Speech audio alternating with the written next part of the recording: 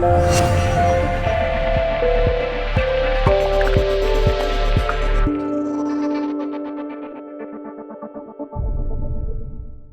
name is Matthew Grantham. I am the director of Kreativ Kitchens. I have been awarded the Designer of the Year for the under 25,000 category. Clients were very specific in kind of what they were looking for. They'd already been to a couple of other kitchen companies, but none of them could provide exactly what they wanted. It's very bespoke from a point of, there's a corner pantry unit, all had to be kind of built on site from material that we ordered from Germany. Very specific in their kind of requirements of had to have an island, had to have the sink, the hob on the island, a bank of larders, and plenty of storage. And bearing in mind, the room is not that big. So it was quite a challenge to try and get everything to fit within this space.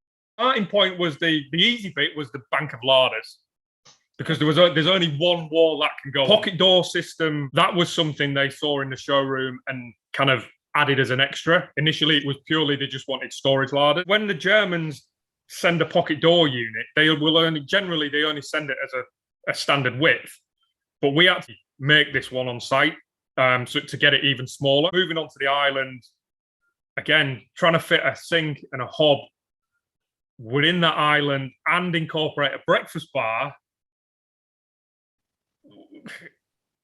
was fairly challenging. We come up with a few different designs really, and obviously settled on that teardrop breakfast bar. By mirroring it with the bulkhead and the feature lighting that goes around the top, really set that off as the kind of standout feature. The focal point of the kitchen really. Bank of larders is a bank of larders. More often than not, they're in the majority of kitchens we do. Trying to incorporate the island with the breakfast bar in such a kind of unusual shape.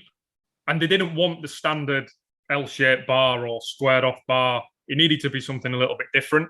The property was, I would say it's more of a new build than an old house, but it was done in that old style brick and it had kind of the more old fashioned windows. Kitchens at the back of the house. Funnily enough, it was a challenge actually getting to the kitchen with all the materials. There was not a straight route. It was literally in, out, in, out. There's not like you walk in the front door and there's a corridor straight into the kitchen. It was in and out and in and out. Or if you were going around the back, you were walking through the gate and down kind of the passageway they've got at the back, which was about as narrow as tight doorway, let's put it. Obviously, they had to carry the worktops in, and to get the island in was easier to go around the back, but it was still tight. Wanted that modern feel with the lighting, yet when you kind of introduce in the bulkheads and the bulkhead with the recessed lighting in the top, it's modern, but it's got that bit of a traditional take on it, with the kind of different ceiling heights, etc. So that obviously played into our thoughts when we were designing it. Do we have a signature style? I would say no, because every kitchen is different, every client is different, every person's life is different. Some revolve around the kids, so the kids have got to be at the breakfast bar, some have got the animals.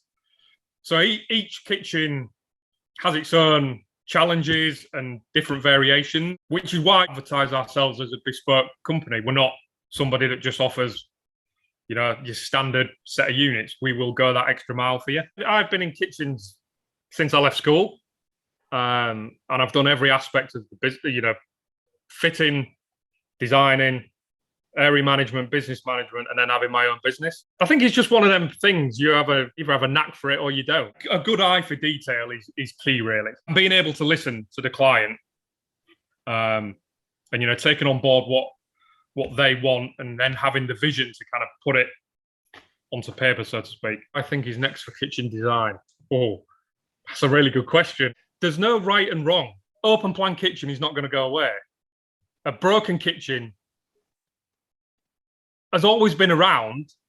It's just not been in the limelight maybe as much as it would be now that, COVID's come into everybody's life and everybody's habits are changing. I like to look at different people's designs and see what they kind of come up with. You kind of look at architecture as well. can give you, some ideas, obviously on a smaller scale. You look at the way certain buildings are or they're constructed, you can kind of put that into a design. Bearing in mind, installations where I started with kitchens, I don't think it gets enough credit, and I don't think installers get enough credit. Everything's all about the design. Design. Oh, that design's super. That design's fantastic. When I think a lot of people overlook the whole what's actually gone into installing that kitchen. So that to me is the one that doesn't get enough kudos in my eyes.